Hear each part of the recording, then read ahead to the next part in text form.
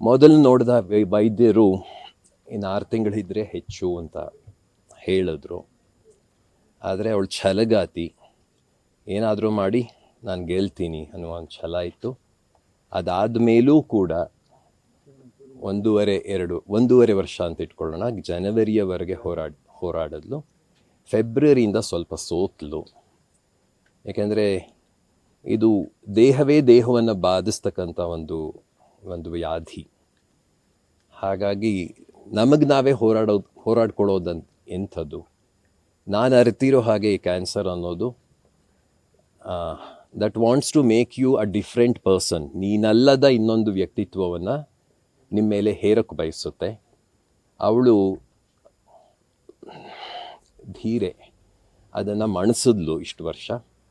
ಕೊನೆಗೂ ಆಗಲಿಲ್ಲ. ನಾವಿಬ್ಬರು ಜಂಟಿಯಾಗಿ ಇದರಲ್ಲಿ ಸೋತಿದ್ದೀವಿ ಅಂತ